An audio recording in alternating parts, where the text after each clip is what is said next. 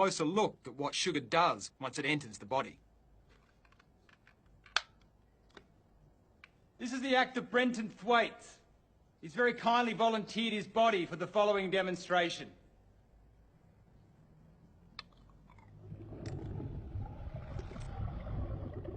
After sugar enters the body, it splits into two parts, fructose and glucose, both of which make their way to the liver.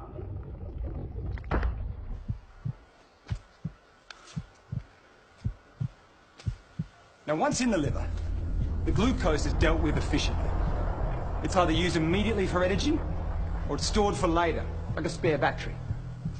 But the fructose half of sugar is very different. The liver doesn't have a system to regulate the fructose because it was so rare in nature.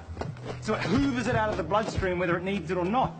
And if all our spare batteries are full, then it rapidly turns it into fat.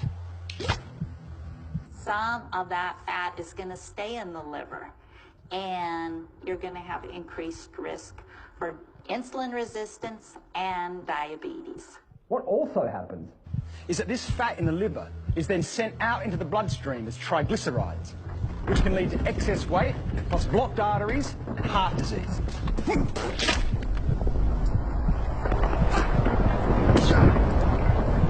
Now, when we're eating lots of sugar and other carbohydrates like bread and pasta, we're producing lots of glucose. A hormone called insulin is released, which is like a key that helps to open our cells' doors so they can absorb all the glucose, remove it from the bloodstream, and burn it for energy. The more glucose in the blood, the more insulin is released. But the key point for us is that while this insulin is in the blood dealing with all the glucose, it tells our fat cells to hold on to the fat. It actually turns off our fat-burning processes. So when we're eating lots of sugar, we're putting fat into our bodies via the fatty liver.